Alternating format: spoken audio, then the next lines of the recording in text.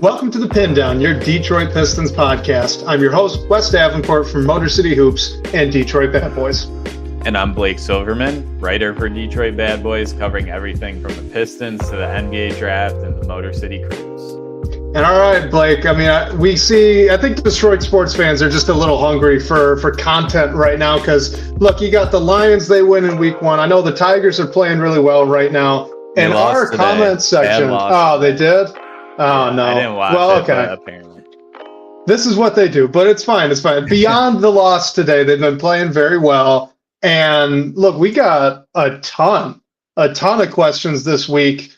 So we're pretty much going to dive right in here, but we're going to open up the show kind of doing a quick season preview for Jaden, Ivey and Jalen Duren. We're going to do a couple more of these, obviously, as the season approaches. Try to cover the majority of the team, at least the guys that are actually earmarked or seem to be earmarked for minutes right off the bat. And then we're going to dive into as many of these questions as we can get to, and I'm sure we're going to have some from the live audience too. So, we got a meaty episode for you guys. I'm pretty excited. Let's go. Yeah, I'm excited too. Basketball is right around the corner, even though football season just started. I haven't even told you this yet, Wes, but I'm going to Motor City Cruise open tryouts on Saturday. So excited to have some live basketball back in my life. And then before we know it, it's the NBA season and training camp is going to be right around the corner. Wait, are you going to try out or are you just there? I was invited to cover it. So maybe I'll bring my basketball shoes just in case, but no. Yeah, I think you'll need to keep those puppies warm, ready to go. Just in case, they need extra body out there. You're in a prime position. You could fill. There are plenty of other players who would be much better off than me. The competition is going to be very good, I'm sure. One guy made the team off the open tryout out of training camp last year, and another one got called back later in the season to join the team. So a lot of good players will be showing up. I'm excited. Never been to an open tryout before, so looking forward to it. All right. Well, you guys watch for that coverage then from Blake. But, for this episode, where do you want to start? So we're talking Jaden Ivey, Jalen Duren. Take your pick. Who do you want to preview first? Let's start with Ivey. We have a question about this that I won't spoil, but it was a bit related to some rumors. Really, all it was a rumor that was put out there today, I believe, by Eric Pincus at Bleacher Report, that there's speculation that the Pistons aren't sold on Jaden Ivey, and it's like, what does that really mean? But it also said no one believes they're ready to totally move off from him or anything like that. So I'm interested to hear your thoughts on Jaden Ivey and what we're looking for next season. So yeah, let's start with him. All right, well, let's just start with what he did last year. So Jaden Ivey averaged 15.4 points, 3.4 rebounds, 3.8 assists. He slashed 42.9, 33.6, and 74.9, that being from the floor, 3-point range, and the free throw line, respectively. He had 2.5 turnovers a night and 0.7 steals. So none of these are all that eye-popping of numbers. It's a little bit of a regression from his rookie year, which wasn't unexpected, given that the role was so different year 2 than it was year 1. But, what was the vibes for you coming off year 2 for Jaden Ivey and what you're hoping that he's able to improve here in the offseason? I mean, just such a weird year for Jaden Ivey after he started the season coming off the bench and all the drama. We don't know what was happening internally, but seemingly what appeared to be some friction, or I guess just we don't think that Monty Williams thought as highly on Jaden Ivey as a lot of the fan base did, and maybe a ton of people in the front office too. So I think that was tough. You couple that with the losing streak that went on and on and on. And I mean, Ivey showed some good things, but I think he also wasn't super consistent. So what I'm looking for him mainly to improve on next year, I mean, first and foremost, I think he needs to, and the team needs to like understand his role, where he fits in on everything, but getting a bit more granular on certain things, like his effective field goal percentage last year, which is just field goal percentage, but accounts for the extra point that you get from threes. That was 49.6%, which was in the 31st percentile among guards. It was an improvement from his rookie season. He was just in the 19th percentile there. But I think that number just goes to show how inconsistent he can be at times. And also, shooting from three, he shot 34.2%, which isn't horrible by any means, but it would be nice if he could get that up as well, just to be a little bit. We don't want him to just stand in the corner and all he does is space the floor for Cade and the other players around him. But I think if he can more consistently knock down shots from outside, he forces more hard closeouts, can make his path to the rim a little bit easier. So overall, I'm looking for him to hopefully get that effective field goal percentage up and just be able to build some confidence and string together some consistency night in and night out, which I don't think he's really been able to do at any point through his short career so far. Yeah, let's stick on that efficiency here for a second. I've got the numbers pulled up for Jaden Ivey and his percentages and attempts for all of the, at the rim, 3 to 10 feet, then mid-range, deep mid-range, and three-point range, right? And so here's the catch. And I think this is going to go a long way to figuring out how efficient he can be as a scorer eventually. Because, look, if he's going to be a guy that's going to average more than 20 points a night and really be impactful as a second option, this is what he needs to fix. So Jaden Ivey took more attempts from 3 to 10 feet than he did at the rim. Now, Jaden Ivey shot about 66% from the rim. He shot really well right from the front of the rim. Problem is, he took about 30 to 40 more shots from 3 to 10 feet, which is kind of that floater-ish range. There, it was only 41%. Now, it only gets worse from here, okay? Because from 10 to 16 feet, which he still had about 115, he had 115 attempts from there. So call that about half as much as his attempts from 3 to 10 feet. He was at 34%. Okay, so basically the further out he backs up to mid-range, the worse this gets. His three-point percentage wasn't awful, and we said it was about 34%. If he could get that up to 35, 36, 37, somewhere in that range, more than enough for him to be respected.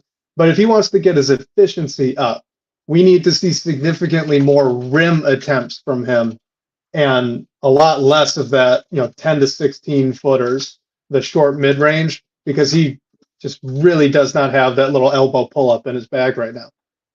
Yeah, and I think that speaks to why his effective field goal rating was on the lower end amongst guards, just because, it's great if you have a mid-range game. Like, I think we've seen what that has done for Cade Cunningham in the past, but if it's not your strong suit, like, you really shouldn't be taking those shots, or at least not hunting them. Like, those shots will present themselves at times, but you got to limit things and take smart shots, and guys need to score at the rim and be able to shoot threes to be successful in the NBA. So, and it seems like Jaden Ivey can be effective near the rim. He can be a decently good 3-point shooter. We hope he gets at least a little bit better there too. But I think, it's not simple by any means, but I think if he can limit those long mid-range attempts that, like you were saying,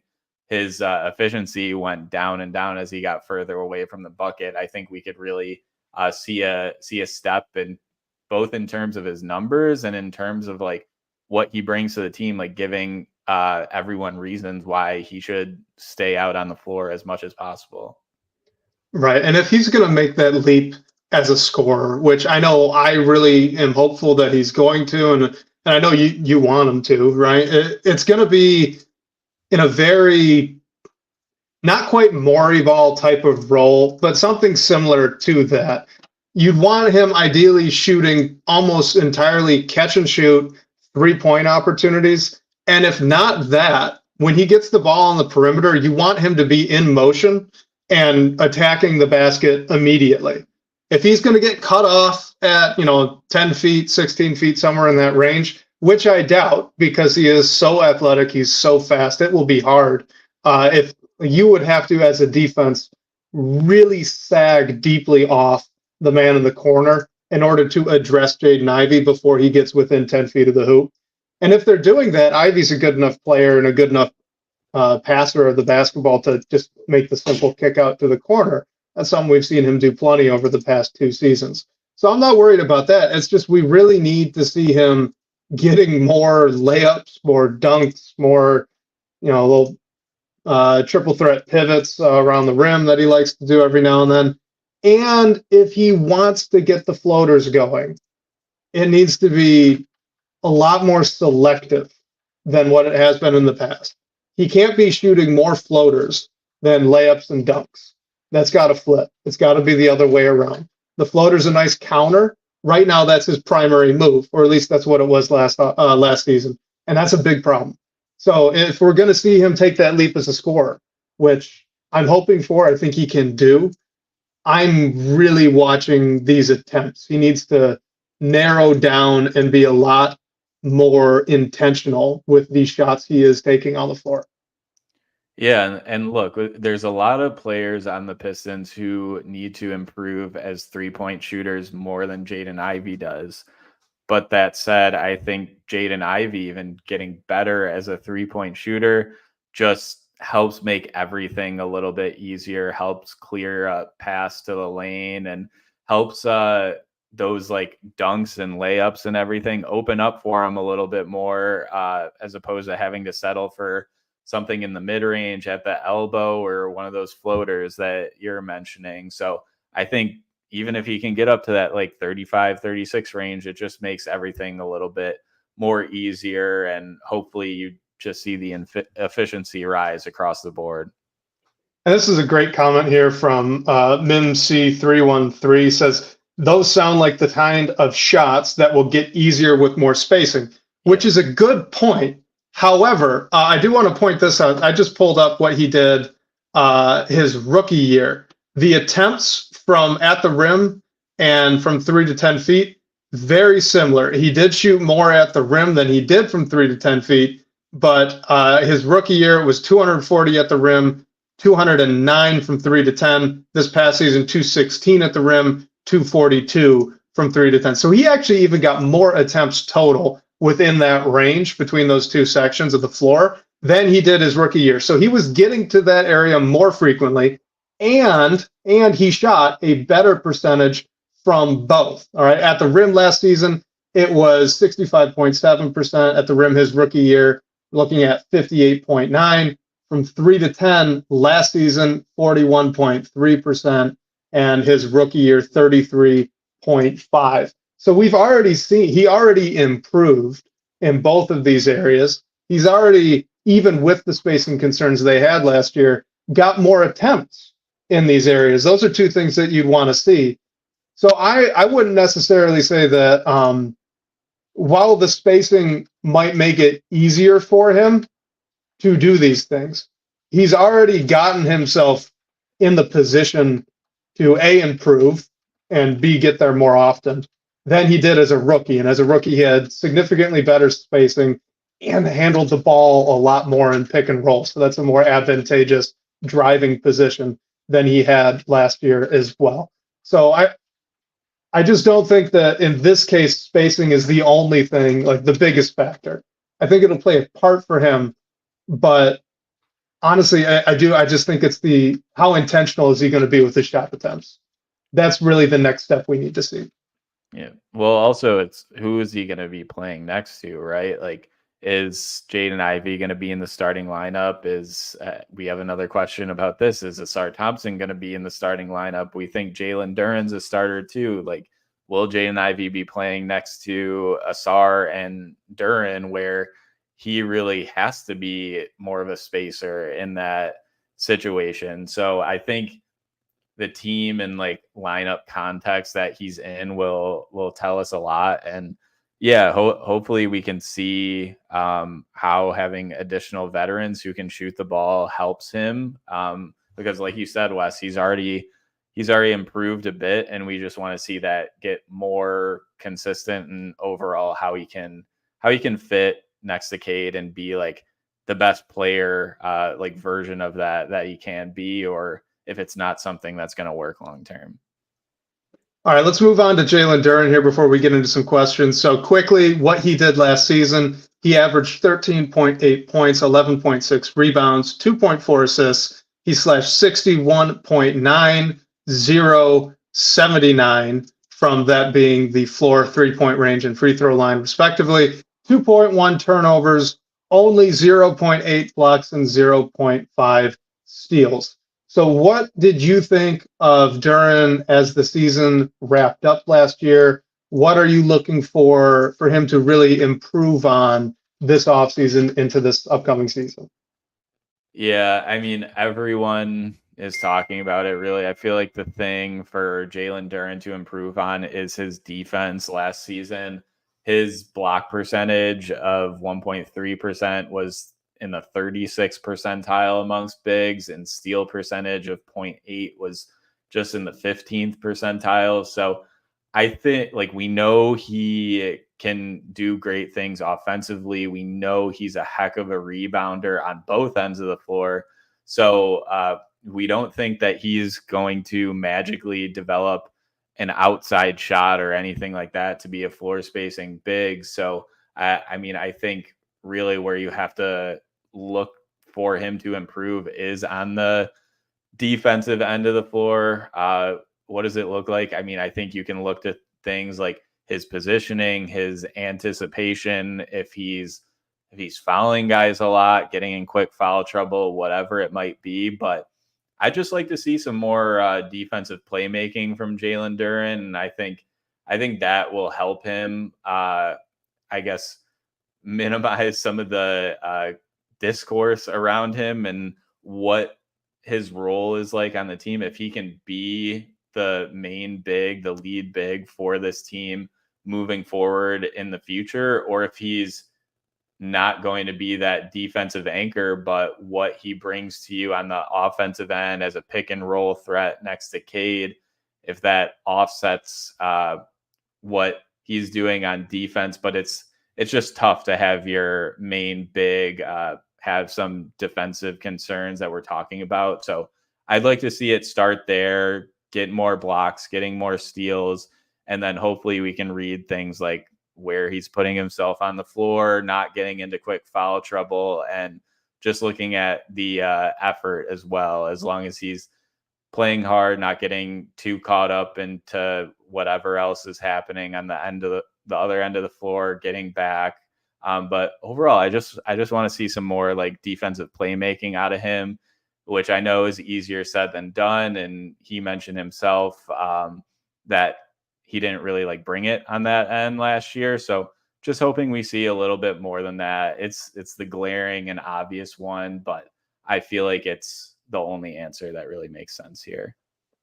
Well, and here's a little bit more context on the defense stuff. So this is just from NBA.com. These are the hustle stats, right? So we want to talk about deflections per game.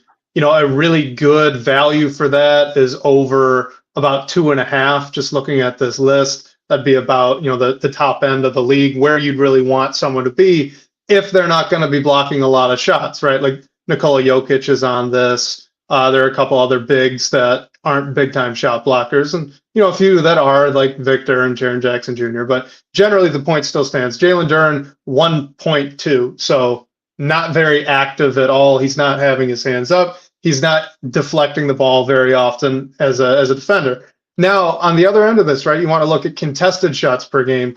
League leaders, Brook Lopez, he's over 15, but for the most part, pretty good bigs are over 9.5 to 10.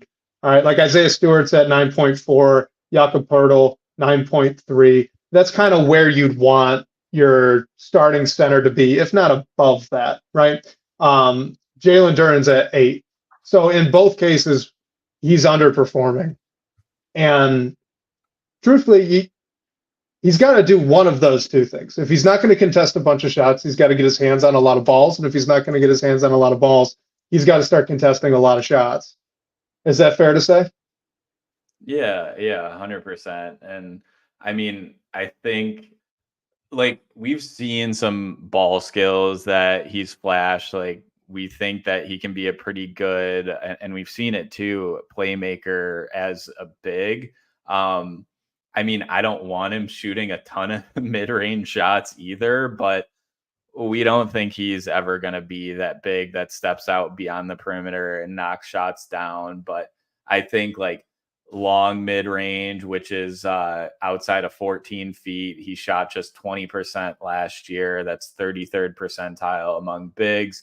You can improve that. And even like in the short mid-range, under 14 feet and outside of the rim, he shot 42%, which is okay. But I think you can improve that as well. Just because we know he can do solid things at the rim, rebounding the ball and everything, but maybe just adding a little bit more of a consistent mid-range game, which isn't something you want to look to a lot, but it would be nice for him to have as well. Yeah, the thing with him on offense for me is that there's just really no reason to think that he's going to shoot the ball. I understand he really improved as a free throw shooter, and that is awesome because it can keep him in at the end of games, right? But that's why it's awesome. It's not because it's going to be some indicator that he should shoot threes more often. It's nice to have a big man who can rebound the ball like he can, who's not a liability at the free throw line. So that's a big step for him, and I don't want to mitigate it. But to say that that means he's going to go on and be a three-point shooter one day, I think is going to be a stretch. The excitement for Jalen Duren as an offensive player really should come from those ball skills that you mentioned, right? If he's going to be a really good offensive big, it's not going to be because he shoots the ball really well. It's going to be because he can pass the ball pretty well. He can square up, he can isolate and score very consistently on other bigs, and he can punish switches in the post, right? If he could do those three things, you've got a very exciting offensive player. What needs to be said is what I'm about to say. So as a pick and roll man, which we really want him to be doing more of, he's in the 77th percentile as a roll man. That needs to go up. He's got very good chemistry with Cade Cunningham. So that likely what NBA.com there, and all of these are going to be NBA.com. So what NBA.com is likely zoning in on there is that the turnovers he had out of the short roll knock him down a peg. So he's got to clean those up. He's very talented as a pick and roll man. He's in the 62nd percentile for isolation and only the 24th percentile for post-ups. If he's going to be very good at those things, if he's going to be a guy that gets those reps, those isolation and those post-up reps, it's going to be coming at the expense of guards who would be otherwise doing that. That's just how this is going to work. So some of the guards that would be taking away from are Jaden Ivey, who's in the 64th percentile for isolation, Cade Cunningham, who's in the 61st percentile as a pick and roll ball handler, and Simone Fontecchio, who's in the 72nd percentile as a spot up shooter. Jalen Duren needs to be better and more efficient in isolation and in some switch post-ups than those guards are at those three things in order to justify him getting those reps. He needs to exceed their efficiency, not be as good. He needs to exceed it because a guard, generally speaking, can do more with the ball in their hands than a big can. And even very talented bigs, unless you're Nikola Jokic, that's very true for, okay? So I think that, for me, that's what I'm going to be watching the most. Is he going to become good enough or improve this season enough at those things where I can look and we can all say as fans, okay, give this guy a couple of years. He's going to be worth giving the reps to in games. if that makes sense. I don't think he's going to exceed that this season. That would be a ton to ask, and it would be totally unfair to him. He's only, 20, 21. He's still super young. But you need to see improvement in those areas to continue justifying the exploration of it. Otherwise, get the ball in a guard's hand. Well, do you even want him to take away those looks like from those guards? I mean, it would be nice for him to be able to do it when the situation presents itself, but I don't know if it's necessarily something you even want to look to and go to more often than not.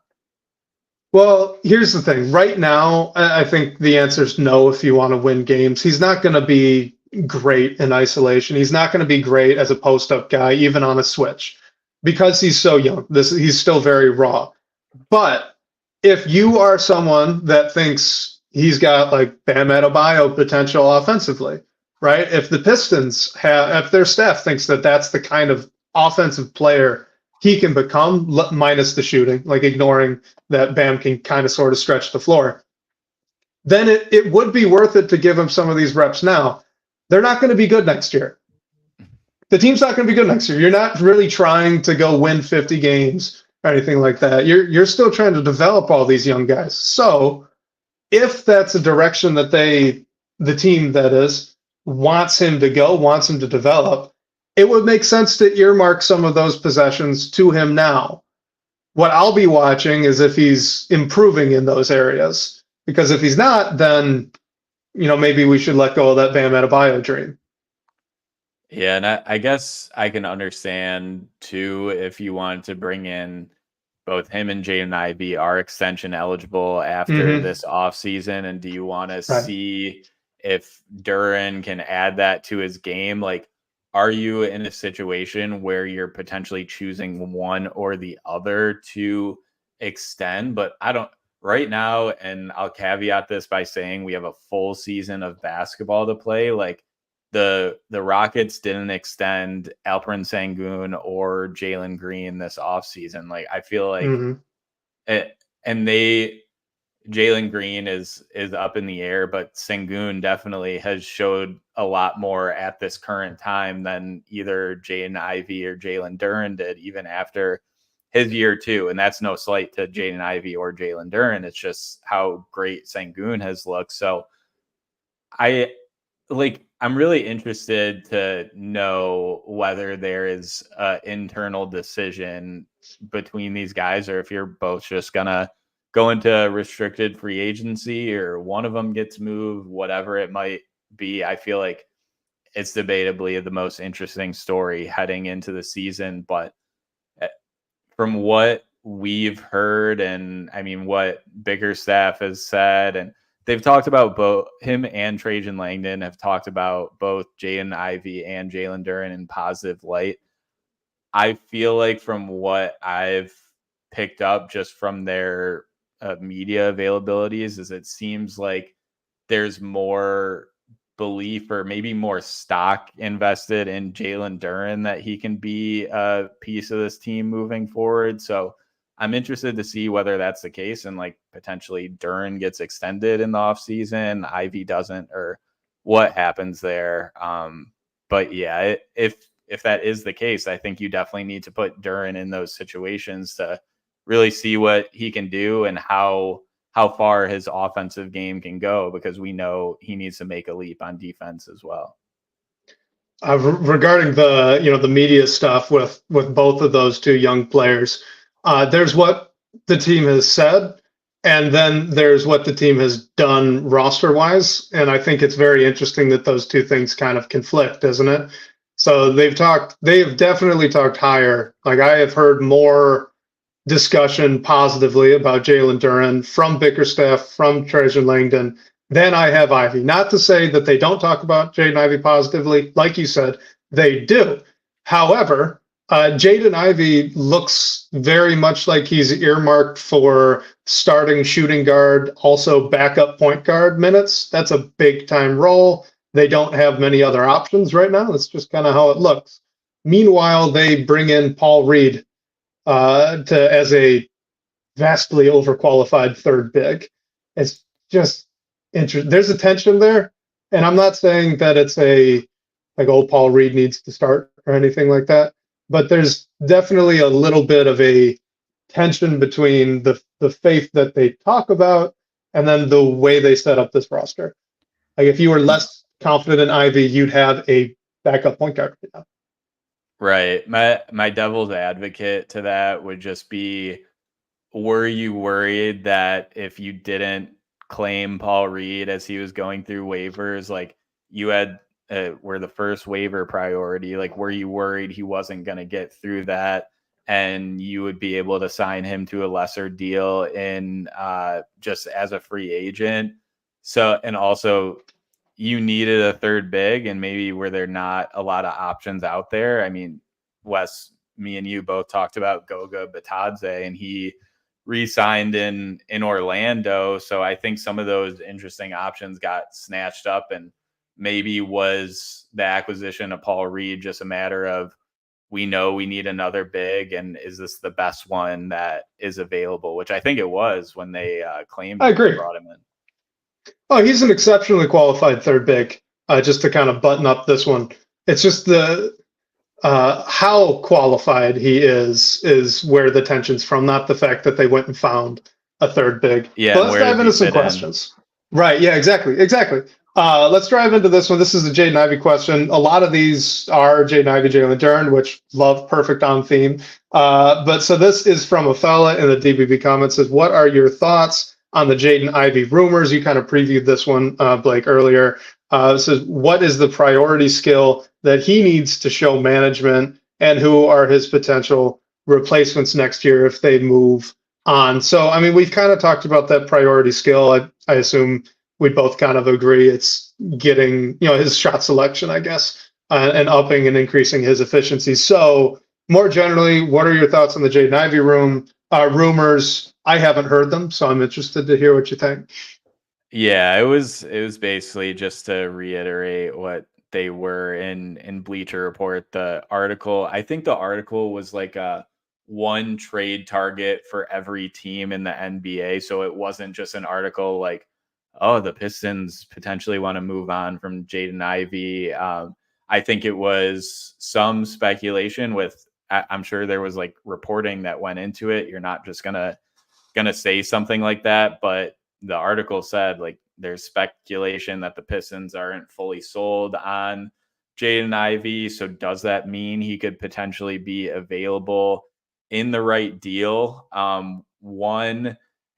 And that's really like all the article mentioned on Jaden Ivey. It was just one of those things that got picked up by the aggregation accounts, and Jaden Ivey was the focus of it. But the article also said that the Pistons have a decent amount of veterans who could be available. They might be interested in using them to leverage or acquire some draft capital. And it also mentioned Isaiah Stewart, how he's on a pretty team-friendly deal. A contender might be interested in taking him on as a player who can impact the team immediately and also have another year of team control and potentially be a piece longer than just a vet you're bringing in on an expiring. One team that was brought up alongside these names was the Pacers. Like if the Pacers are looking to add to make a push, could they make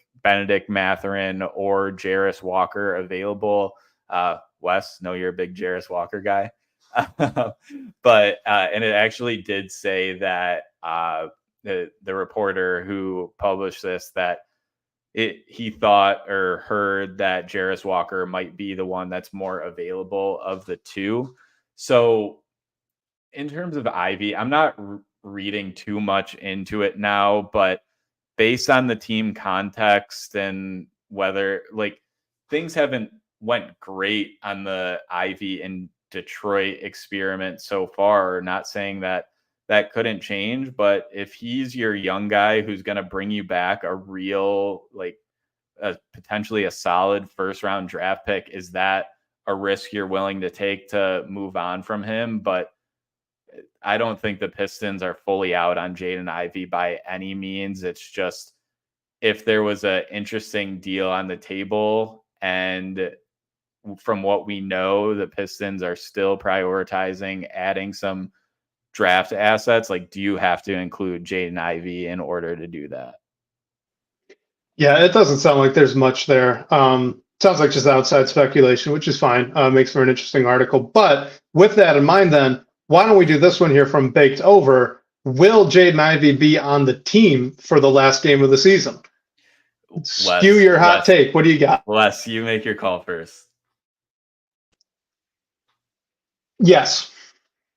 Okay. I think he is. I think he is. I think it's a breakout year. I've said that as a hot take before, I think last week or maybe 2 weeks ago. And you know what? I'm going to stand by it. Breakout year for Jaden Ivey. He kind of becomes the third guy out of the core group of 4 from last year that is worth keeping and investing in. That's my prediction. Okay. Well, I was gonna say this no matter what you said, but I'm gonna say no. And obviously no one knows that for sure, but I'm just gonna buy what Trajan Langdon has been saying about being like aggressive in terms of trying to target draft capital. The Pistons have had no assets that have been able to fetch a first round pick.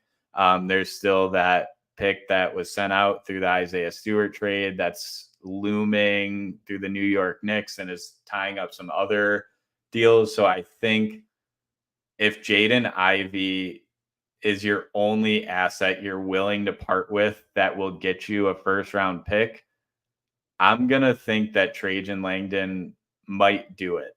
And that's totally me just like speculating, and things could go great for Jaden Ivey in the first part of the season, but there's still a move at the trade deadline, and you're thinking about whether you're going to pay him and Duren, neither one of them. And then that makes that decision a whole lot easier. So I'm just going to go out on a limb and say no, but I don't feel great about it either. Well, I think it's totally fair. I mean, just practically speaking, and we've said this on this podcast before, but the Pistons won 14 games last year. They had 5 relatively interesting young players on that roster. One of them is Cade Cunningham. So the idea that on a 14-win roster, you would have 3 or 4 young players that are like legitimately worth investing in as long-term starters, that's a bit of a stretch. I understand that there was a lot going on off the court that kind of muddies that, but they still won 14 games. That is incredibly bad, right? So you've already got Cade. You know Cade's a keeper. The most likely scenario here is that there's maybe one guy. So that would be one of Jaden Ivey, Asar Thompson, Jalen, Duren, that are truly, that guy, quote unquote, that you are building into as a pillar, along with probably Ron Holland, who they just took 5 and doesn't apply to this anymore, which is just tough. It hurts a little. Yeah, and I'm just throwing this out there in terms of, I guess, controversy or something to look into, but Jonathan Schwartz mentioned that Ivey and Hallie would be nice. Who knows if the Pacers are interested in Jaden Ivey, but we've heard all the, like, Jaden Ivey's grandfather played for the Lions. His mom played for the Detroit Shock. His mom is currently the head coach at Notre Dame. She has been there outside of a year she spent as an assistant with the Grizzlies since 2007. She also played for the Indiana Fever from longer than she did the Shock. So I think we know that Jaden Ivey has Detroit connections, but I think his Indiana connections run a little bit deeper. So just throwing that. All right. And here's why I'm cracking up over here. If you guys are watching live, I had to mute myself. I was laughing a little too much. It's just the fact that Therese Halliburton and Jaden Ivey paired together is so freaking similar to Cade Cunningham and Jaden Ivey paired together. It's like the same, fire and ice idea. It's the fast flow. It's the exact same pairing, but Hallie's proven a lot more. He's clearly a better player, at least they have now. Mathurin. Like, what are you doing with Mathurin? Right. Like, it's just it's funny to me that, like, yeah, that would be a really interesting pairing. That's true. And then I went, Well, no wonder I kind of like that idea. I like it here. Well, yeah, I would think the Pacers would be more interested in one of the Pistons veterans or even an Isaiah Stewart, because I think potentially they're willing to part with one of their young pieces to bring in a win now player. And I don't think that that is really Jaden Ivey. Maybe they love him. Like, who knows? That could very well be the case. But yeah, who knows? It's hard to see that fit right now. Like, I think there are other situations that could be interesting for Ivy too, but we'll see. Nevertheless, I mean, I want to see how this season goes, but I think a new situation could help Jaden Ivey, which would be tough to watch for Pistons fans. All right, let's get to this one. This is from @Larry Guthier at 17 on Twitter. It says, in terms of the role of Paul Reed, he thinks that a front court of Isaiah Stewart, Asar Thompson, and Paul Reed would be very competent both on defense and offense. What do you think about that trio in the front court, Blake? This is tough because I have been thinking about where Paul Reed fits into the rotation. Like, he definitely should. There has to be ways for him to play. I'm sure even if he's the third big and isn't in the rotation immediately, there will be reasons for him to play, whether it's injury, foul trouble, situation, whatever it might be. This specific front court worries me a bit just because Asar and Paul, like Isaiah Stewart, he can definitely stretch the floor a little bit, but I don't think he's getting the respect that like a Tobias Harris or Simone Fontecchio are by any means. And then you still have Asar out there, and Paul Reed. He actually shot the ball from three pretty well in the G League, which gives me some optimism that maybe there's more there, but he really didn't do a ton shooting threes like while he played in the NBA, and maybe he needs a new situation to unlock that too. I think I would like this a lot more if you had two of the three guys out there as opposed to all three at the same time, because I just think this makes it a little bit harder for your backcourt. I like it a lot defensively. It's just like, does it slow you down on offense too much to even try it? Well, and to be honest, I do not like this trio, even if Paul Reed ends up shooting the ball really well. And it's for one very simple reason. And Asar Thompson, he can fix this. He can prove me wrong. But based on what we've seen at OTE and what we saw last season, I think it's a real problem for him. I'm not confident any one of these three players can string together 5 dribbles in the half court competently. Like, I am, as soon as it gets over 2 or 3, it's a turnover waiting to happen. And we saw, like, that was the problem. That was the single problem with Isaiah Stewart at the 4 last season was, yeah, he shot the ball really well on good volume, but you didn't have to guard him like it because he's got a slow release. You can stag off and you can sprint and run by him on your closeout. You don't even have to close out for real, right? Like, you can fly by him. And if you make him put the ball on the floor, you've won the possession. He can't do much with the ball off a live dribble. Asar Thompson, we talked about it before. He struggles with getting pressed up underneath him because he's got a bit of a high dribble with stiff hips. So he's got to fix that. And Paul Reed's not a guy you'd really want isolating either, or for anything more than like 1-2 dribble handoff sort of situation. So like the amount of pressure that those three would put on your guards that all have turnover issues, I would just be beyond afraid to put that out there offensively. That said, it would be very fun defensively. I think all of them could handle their matchups, and you'd probably get a good amount of block shots. So like that part would be fun, but you'd just be hoping for a 0-0 period when these three were on the court together. Yeah, 100%. I'm with you there. Let's get to this one. This is actually kind of related. So this is from Buzzard Beater. It says, how do you feel about James Edwards III predicting that Asar Thompson will be in the starting lineup over Jaden Ivey? He did kind of a training camp preview piece over on The Athletic. If you guys haven't read that, you should. It was really good, as always, as all our beat reporters are. But he says, Asar Thompson as the starting two. Buzzard Beater was a fan of that since the spring. He's pumped. We've talked about this a little bit before on the podcast, but what do you think about Asar Thompson as a two after I just railed his ball handling ability?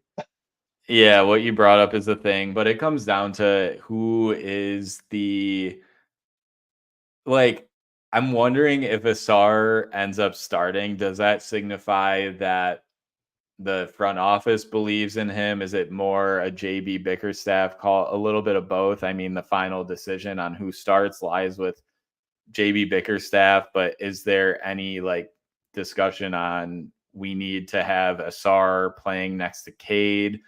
The thing about this for me is, I mean, we've talked about who's going to start a bunch, and almost 95% of our iterations of the starting lineup include Jalen Duren. We've talked about what it looks like with Jalen Duren and Asar Thompson playing next to each other offensively. And even, I mean, defensively for that matter, we need Jalen Duren to make some improvements there, but Asar can maybe help pick up some of the slack on that, which is a good thing. But Wes, you've said it a bunch of times. I think placing Asar in the starting lineup puts two non-shooters out there as opposed to just bad shooters. And Ivey is not even a bad shooter. I'd say he's an average shooter. So I don't know. I think there's a real possibility that we could see this just in terms of wanting to play Asar next to Cade and potentially even seeing if you could work things out with Duren in the mix too.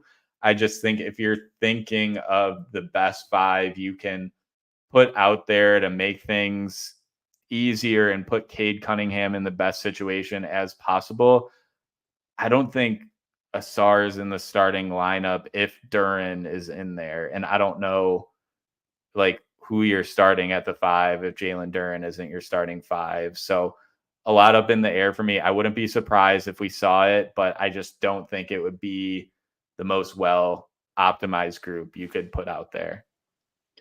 Right. And it would be, to me, it would be such a shame if this offseason Trajan Langdon went and added the complementary veterans that this team has lacked for the past couple of seasons, only for the new coach to turn around and just not use it, right? The point of bringing in a Malik Beasley, of bringing in a Tobias Harris and a Tim Hardaway Jr., are that these are guys who help not only space the floor, but they help take pressure off as scorers. They take pressure off as ball movers, as not quite Ironmen, but guys that play high percentages of almost every single season they've been in the NBA. These are guys that are very well tooled to help your Cade Cunningham, Jaden Ivey, Asar Thompson, Jalen Duren, Ron Holland find success, make it easier for them to do the things that they do really well. So to add those guys and then turn around and go, yeah, that's great, but I'm still going to start two non-shooters next to Cade, and they're just all going to figure it out together. That's not helping Cade. That's not helping Duren. That's not helping Asar Thompson. 0 for 3. That would be such a shame. You can set up lineups right now that make life easy for Cade and Ivey at the same time, that make life easy for Asar Thompson offensively, that make it easy for Jalen Duren, for Ron Holland. You could do all of these things individually if you stagger your rotation in certain ways, and you make sure that pairings like Asar and Duren aren't on the floor very often. I'm sure it'll happen a little, but not often enough where it's a hindrance to these guys. So I would be incredibly disappointed if all of this work was put in this offseason and it looks so good. It looks like they're finally going to be able to augment the young players on the roster to try and elevate them and maximize the parts of their game that they're already good at, let them develop through success, blah, blah, blah. And then they just don't. I would be significantly disappointed. And who are the other two you put in the starting lineup outside of Cade, Asar, and Duren? presumably probably Simone Fontecchio and Tobias Harris. And I mean, they help with the concerns we have for playing that, I'll just say duo of Asar and Duren together, but I don't think it's a complete solve. I'm not sure there's really any complete solve out there. So it's not a solve at all. It's not a solve at all. Sorry to interrupt, but like Tobias Harris was league average for the past 2 seasons on good volume, so that's great. But he's not an elite shooter. He's not Malik Beasley shooting 42% from 3 on high volume. This is a good NBA shooter in Tobias Harris. Simone Fontecchio is an elite shooter. Cade Cunningham is league average or slightly below. Like, if you're going to play 2 complete non-shooters together, the only chance you have is to have 3 elite shooters next to them, right? And then maybe you're going to have a chance at a functioning offense if one of those non-shooters is also a very competent ball handler, so your effects on spacing are limited. But not only are Harris and Cade not elite shooters, but Cade Cunningham's the guy in this situation that is going to be dribbling the ball over 90% of the time when he's on the floor with this group, which means he can't space the floor. Yeah. He's the guy that everyone's sagging off onto. So you only have one elite shooter in Fontecchio and then a good shooter in Tobias Harris that teams can't really sag off of. Otherwise, it's still just pack the paint. Like, come on. It's not even close to a fix. And you're paying Tobias Harris like $26 million a year. So he's going to be starting. Like, I was trying to think, what if you input Beasley in there and take out Fontecchio, but that doesn't solve it either. And then and if you shifted Fontecchio up to the 4, maybe that would help. But we've seen how he's kind of a liability against bigger body forwards in the past. Like, so now you're giving up more on the other end, which the point of Asar Thompson in the starting 5 would be to not give up as much on defense. It's not a great idea. But what if it happens? Like, what do we? I mean, we can't do anything about it. But like, how we'll be disappointed. That's what we'll be. I will be. You do what you want, but I will be disappointed. We don't want to see Asar and Duren on the floor at the same time, but like, they're probably going to be at certain points if they're not starting it together. Like, do you think there's a world where we just don't see those 2 on the floor at the same time, like, at all? No, but you do it situationally. Like, offense defense lineups, you could see that being a situation where you'd want Duren in there for his rebounding. You'd want Asar Thompson in there for wing and perimeter defense more generally. For, like 2 to 3 minute short spurts, it could be fine. You might be able to like power through it, even though it's not ideal if that's just what the rotations are demanding on that specific night. Like, it's going to be flexible. It's going to happen. You just want to minimize it. And if it has to happen, then do it for a purpose. Have something, one, offensively, have something in mind to attack the weakness of it, something to address the lack of spacing. So, like, you don't want Cade out there, probably is number one. You'd lean into maybe Asar Thompson as a ball handler, which is and Jalen Duren as a passer, which is dicey. But maybe you do it that way. That's one potential solution that you could attempt. Or outside of that, like I said, the offense defense stuff. If you're going to have him in, just to get a rebound too, because Asar's a great rebounder. If you want to put him in at the 2, so you could have a massive lineup just to box out on a free throw, absolutely, that's a great idea. It's a great point to do it, right? But not just like, we're going to start every game with this, and we're just going to see how it goes. Yeah, especially if it doesn't go so well, you can't keep up out of the gate. So, I mean, maybe it'll be something that they try, but if it goes that way, you fall into a hole because of it. Hopefully, changes are made fairly quickly. And the only thing that could really change this is if Asar Thompson and Amen Thompson switched just totally switched bodies. And you had Asar Thompson with Amen's ability to handle the basketball and get to the rim and finish. Because if Asar Thompson's a guy that you can but you can have him initiate action consistently and not have it go poorly after about 3 or 4 dribbles, then it really opens up. Because like I said, you want the space for the ball handler. So if the ball handler is one of your non-shooters, it is very helpful.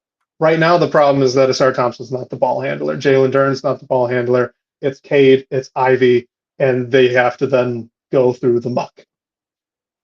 Yeah. Yep. Yeah. I'm with you there. Let's stick with Duren though. This is from Derek Brown in the live audience. Says, are you guys concerned that the Pistons only have one guy over 6'9" on the roster? That one guy obviously being Jalen Duren. Yes. In short, yes. I knew your answer. Yeah, like I wanted when you had Jalen Duren and Isaiah Stewart as your bigs, I wanted them to go out and get a third big who had some size that you could bring in, even if he was only there in case of injuries, emergencies, whatever it might be. I thought it would be a nice change up to throw into the lineup. It didn't work out that way.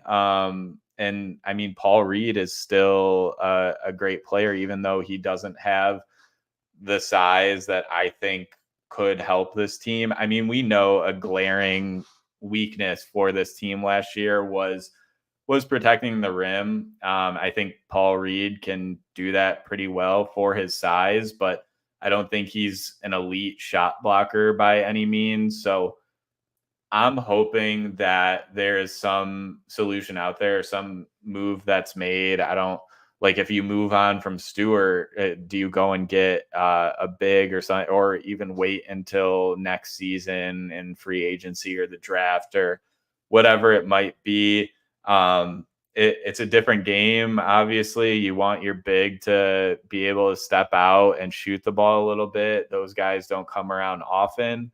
But I think if the Pistons could just at least get one player with additional size, I think it would help cover up some of the rim protection needs. So I was a little surprised they didn't do that. But that said, I think Paul Reed was the best backup big on the market that they could have gotten. So I understand it. I guess I just think that there has to be a move, either if it happens during the season or next offseason to get some size on this team.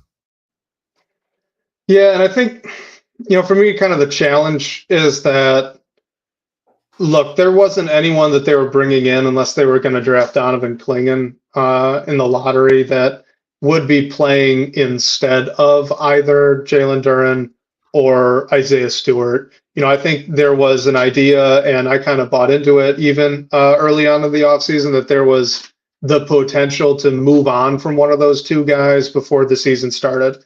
It's not looking like that. I think that would be a surprise at this point. So in hindsight, look, there was no 7-footer that they were going to sign or they were going to bring in outside of Donovan Clingan that was going to, displace one of these two bigs that are in the rotation as you're starting in backup five. So for me, what they're really giving up here, because they weren't going to fix the defense. The defense, if your rim protection improves, it's because Duren and Stu improve at that skill. Okay, it's not because of who they brought in as the third center. So by not having a 7-foot, big-bodied third center that can, come in a pinch, I think the biggest thing that you're giving up is just that you don't have 6 impactful fouls to throw at Joel Embiid. You know what I mean? Yeah. Like some of those, Giannis is kind of the same way. Like guys that are so big, you just kind of want to bang them a lot, see if you could get them out of their rhythm. Pause. What do you mean? Nothing. Oh no. Oh, my bad. My bad. Yeah, you want. Gosh darn it, Blake. I didn't even hear it. No, man. All right. Everyone forget the last 2 seconds there. My bad. Anyway. You just don't have the big body to throw against the guy like that to get them out of their rhythm, to just be physical with them, to try and impact them in that way. Famously, I think it might have been like Eldon Campbell or something, had played that role against Shaquille O'Neal multiple times for the Pistons.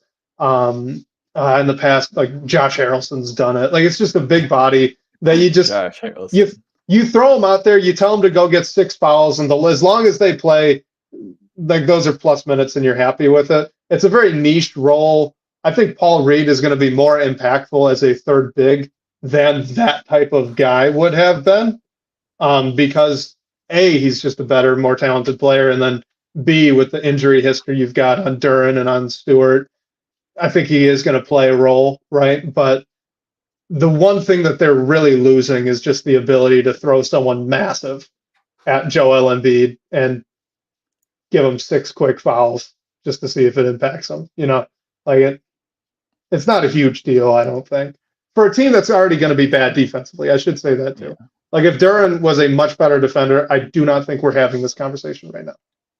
Yep, for sure. And that's why I bought into a little bit, like you brought up Donovan Clingan. I said on draft night, he would have been my pick. I think everyone was a bit surprised with Ron Holland, but I understood not investing in a 7-foot+ guy who's had injury issues. I mean, a lot of guys at that size run into that kind of thing, and that's why teams are reluctant to invest those high stakes draft picks in them. But that's why I kind of got behind the Modest Buzelis to Detroit train. He was the guy that was mocked to Detroit. It felt like in every mock draft leading up to it. And hey, if the Pistons drafted him, he would be the tallest guy on the team right now.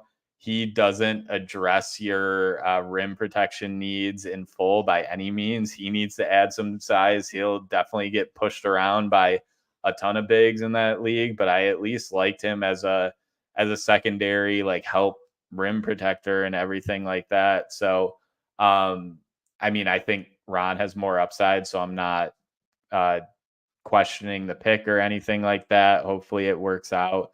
But yeah, I don't know. I think there needs to be some long-term solution about adding some size to this team, whether it's off the bench or as a third big, whatever it is. If Jalen Duren is the guy that you're building around from the 5 spot and he improves defensively, like you mentioned.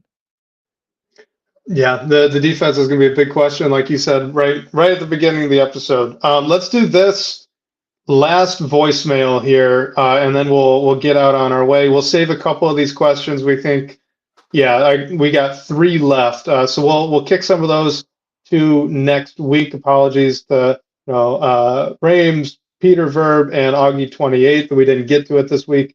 We will. We'll touch on them all next week. But this is Evan from Ontario talking about, I believe, Cade Cunningham. Blake, Wes, Blake. Good to chat with you guys. This is Evan from London, Ontario, Canada. Feels like consensus on Cade right now is that he is a 1, like he's your number 1 guy. And like most people came away from last season, maybe not everyone, but most fans came away from last season saying, hey, I'm comfortable with Cade being the guy, the number 1 dude, right? I'm curious, this upcoming season, what would it take for you guys or maybe fans more broadly to start looking sideways at Cade as a number 1 option? Like, what season outcome, assuming decent injury luck, or maybe average injury luck, would make you look twice? Like, is it a win threshold? Like, what result would make you think, hey, maybe this guy isn't the guy? I'm just curious. Like, what would it take to shake your faith in Cade as our number 1? Go Pistons. Take care, guys. Cool. Thanks, Evan. All right, Blake. Yeah, I was just gonna say, I think this is our first international caller, and I'm pretty pumped. That's pretty cool. So I think Evan from London, Ontario, Canada is going down in the history books here as the first international call-in question to the Pindown. There we go. Shout out to you, Evan. Great question. It's really one that makes you think, because I mean, the roster, although it's improved, it's not like a NBA roster that you look at and you say, okay, like this team could make some things happen. I think the best case scenario is this current iteration of the Pistons shows that they can be a little bit cohesive. The guys on the roster right now might not be all here in future years, but your main pieces like your Cade, your Asar, your Ron Holland, whatever you're doing with Ivey and Duren, shows a little bit of something that can just make things happen and be, at least you're taking 2-3 of those guys with you moving forward. That said, I think, like, I'm questioning if our expectations for the team this season are even a bit too low, just because they only won 14 games last season. Like, if they win 25 games, do you think it's a success? Like, that's still not a good team. I think that if you can stretch that out, get close to 30, the low 30s, and be in a little bit of the play-in conversation, that is ideal. If this team comes out and puts out 20 wins, like, what would need to happen for that to come to fruition? I think Cade would need to take a step back, and some of the players that were brought in this offseason, maybe there are some injuries thrown in there. Maybe they're just not everything. They take regressions themselves. I don't think, like, I'm not expecting Cade to go out there and take a step back or anything like that. I think we haven't in his career so far seen him put in the best scenario to succeed. I think he finally has pieces of that to be able to maybe not like fully succeed, but at least take a step. I think if you don't take somewhat of a step, like, that's when you have to start questioning it. But then the question comes to me, like, how big of a step is needed for you not to question that? I mean, I think if this team comes out and wins anywhere in the teens of games again, like, you have to really question what's going on. But even if that's the case, like, is it not Cade? Were there other injuries that played into a part of it? But even if you were to question him because of the win total, I think you would have to look at his individual performance as well, and he would have had to take a considerable step back. But then there's like a ton of context you have to take into account, and no matter what happens, I don't think the team would be ready or even think about moving on from Cade for at least a few more years, and things would really have to go bad for that to happen, because then you're just back to square one. So it's a tough one, but man, it's crazy because the 25 wins seems so low, but I think even if that was the case, you'd be like, all right, they won 11 more games than last year. So you at least saw everyone take a step. You saw a roster that could potentially make sense. So what do you do? This is a really tough one. I'm interested to see what you have to say, Wes. Yeah, well, first, 25 games, improving by 11 games on a season is incredibly hard to do, especially for the worst team. Yeah, it is a legitimate outlier in the draft lottery era for the worst team in the league to improve double-digit games over one offseason. So if they can pull that off, which, I mean, their roster looks a lot better than last year, so there's nothing saying they can't. It is a outlier. It is a historical footnote, which was a good one, not a bad one, like their 28-game losing streak. But it's still, it's very difficult to do. So I would count that as a win, even though it's incredibly underwhelming. As for the question, look, I think there are levels to being the number one guy. I think, we've mentioned this. I believe we've talked about this a little bit before on the show, but we've now seen through 2 seasons and 12 games who Cade Cunningham is. I think every single one of us as fans, we have an idea of Cade Cunningham right now, what he is. Even if this is the iteration that we see through the next 5 years of his contract extension, right? Even if he doesn't improve and he just plateaus, that is still a guy that is good enough to get you to the playoffs if you build something competent around that guy. That's not a guy that's going to, make you a top 4 seed That's not a guy who's going to, take you to the conference finals, eventually win you a championship. But those are all steps up that number one guy ladder, right? So in my opinion, there's nothing that could happen this year outside of another season-ending injury that would make me think Cade Cunningham isn't a guy in the short term you build around to improve this roster. What is up for grabs and what will continue to be up for debate is, how high does that go? Is he a guy that can win you a championship? Is he a guy that can get you consistently to the conference finals? Is he just a guy that's going to get you a mid seed in the playoffs every year? Like, how good does he get? How good can a team built around him and his skill set become with him as the de facto best player, even if that's not the best scorer, the highest scorer on the team? So I guess that's my answer.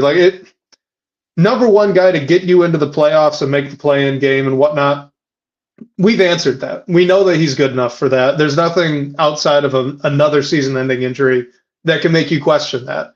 And if he does get another season-ending injury, you're not questioning the talent, right? You're questioning if he can stay healthy enough, kind of like the situation LaMelo Ball's in right now. He's had such nasty, lingering injuries for the past 2 seasons, and now you kind of question if he's really that kind of guy that they can rely on. That's not because of talent. It's just because of durability. How much higher he can go, I think we're going to find out, right? Does he plateau this season, him being Cade? Does he plateau? Does he improve? Does his efficiency get better? Do his turnovers continue to go down? All of these, can he get over 25 points a night? All those things kind of are going to help inform the level of number one he's going to become. But there's nothing that should make you question whether you can build a team around that guy and win games. We already know that. Yeah, I think the biggest question for me is and Evan's question was about Cade, but it's who is going to be number two? Do you see enough flashes from Ron Holland this year to make you think he can be Cade's running mate in the future? I think that helps answer a lot of your questions, but I don't know. It just, everything we've seen from Cade so far makes me think a guy at his size who has his change of pace, his type of game, everything he has in his repertoire, and just the kind of player he is, those guys don't come around a lot, and a lot of teams are still looking for them. But luckily, I think the Pistons have it. It's just what else needs to happen around that. I think, again, the biggest thing for me is who's going to be number two. If I had to take a bet on someone, and it's the most unproven one, but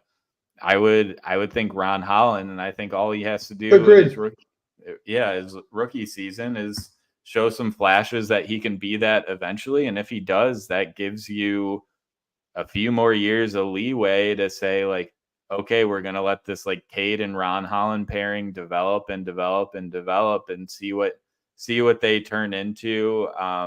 But yeah, if you look sideways at Cade and think about potentially moving on from him, I think things have to go incredibly wrong for that to happen. And I mean, hopefully last year was as low as things could go. I mean, things kept getting worse and worse, so maybe it could still happen. But with the roster moves, the restructuring, new coach, everything like that, you have to believe it's not the case, and you can just at least see some semblance of upward trajectory. Right. And I mean, look, the stat line that he put up last season is already worth the extension that they signed him to. If that... Yep. I know none of us want this, and I don't think this is going to happen, but if that is truly the extent of Cade Cunningham, that is as good as he's going to get, it is already worth the amount of money that they've agreed to pay him in the future, because that rookie extension is not a ton of money. It's really not a bad deal. It's kind of a bargain bin for a guy that's borderline all-star if the team was more talented and won some more games like he would have been last season. So you'd need the injury situation to get so bad that teams around the league aren't willing to pay him what the Pistons are about to pay him. That's what would have to happen. Which is, and I mean, hopefully not, but that's what it would be.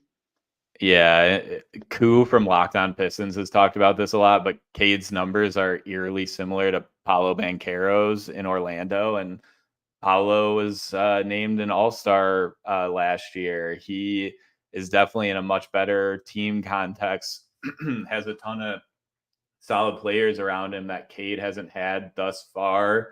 So you have to think if the roster is a bit more complementary as opposed to what it has been, hopefully it lets Cade shine a little bit more. And he's already, like what we saw last season, he shined a ton. It's just like, what's the level that Cade can get to, like you said, Wes. All right, I think we close it out there, Blake. We've this is the longest we've gone in a couple weeks, so guys, we really appreciate. Shout out to everyone.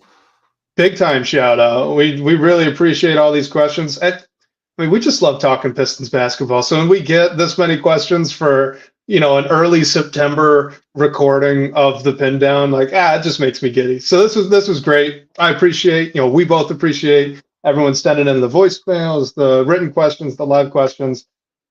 A lot of fun. Wasn't expecting it this week, so I'm jazzed. 100%. And yeah, I mean, we got through August. I mean, training camp is going to start at the end of this month, and then a few weeks later, the regular season kicks off. So we're almost there. Shout out to everyone for all the questions, and shout out to Evan for taking advantage of the phone line. Now we know it works across the border, so everyone can dial in. The number to call for that, if you want to hear your voice on the show and ask your question, is 313-355-2717. And special thanks to Sean Court, the managing editor of Detroit Bad Boys, for supporting the show. And shout out to you guys again for all the great questions and talking points tonight. We really appreciate it. We'll catch you next week, whether on your commute or live with us on YouTube. We can't wait to talk more Detroit basketball with you all.